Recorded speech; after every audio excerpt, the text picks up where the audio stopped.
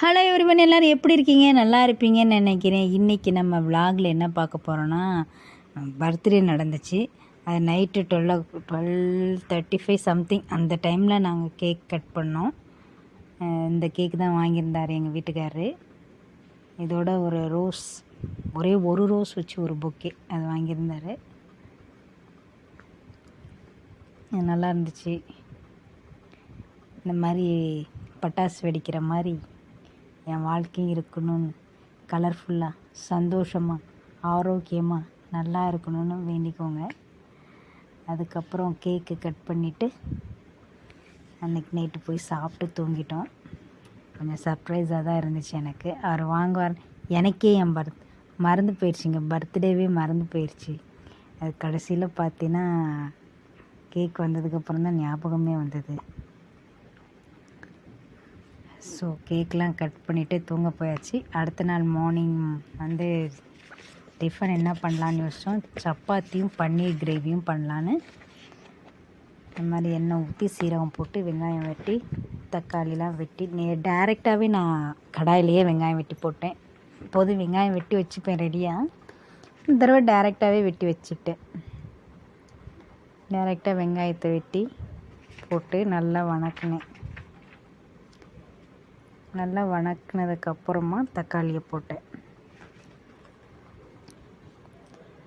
நல்லா வணங்கணும், கோல்டன் கலரில் வணங்கணும்.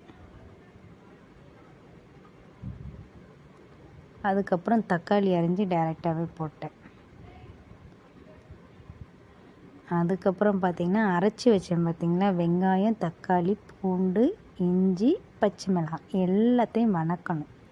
பச்சை வாசம் போகிற வரை வணக்கணும். அதோட மிளகாத்தூள், மல்லித்தூள், மஞ்சத்தூள், கொஞ்சம் உப்பு, கொஞ்சம் கரம் மசாலா எல்லாத்தையும் போட்டு நல்லா மிக்ஸ் பண்ணி பன்னீரை கட் பண்ணி அதில் போட்டு ஒரு மிக்ஸ் பண்ணி விட்டோம். பார்த்திங்கன்னா நாக்கில் எச்சி உரித்து பார்த்தோன்னே அவ்வளோ டேஸ்ட்டாக இருந்துச்சு.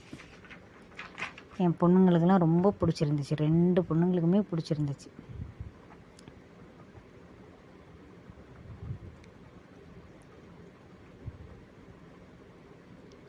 ஸோ நல்லா மிக்ஸ் பண்ணி ரெடி பண்ணியாச்சு.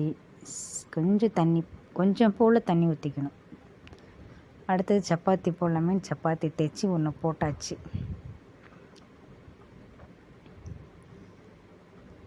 மேலாக்கில் பட்டர் தடவிட்டால் கொஞ்சம் நல்லாயிருக்கும் சாப்பிட்றதுக்கு. அதனால் கொஞ்சம் பட்டர் தடவி விட்டுக்கிறேன். So chapati ready. அடுத்தது ட்ரையாங்கிள் சைஸ் சப்பாத்தி. முன்னாடி ரவுண்ட் சர்க்கிள் சப்பாத்தி, இப்போ ட்ரையாங்கிள் சப்பாத்தி. வாவ், கிரேவி பார்த்திங்களா, சொன்னேன்ல தேன் மாதிரி இருக்குது பார்க்குறதுக்கும் சாப்பிட்றதுக்கும். பப்பப்பா அவ்வளோ டேஸ்ட்டாக இருந்துச்சு கிரேவி. இது மாதிரி நீங்களும் செஞ்சு ட்ரை பண்ணுங்கள். சப்ஸ்கிரைப் பண்ணுங்கள், லைக்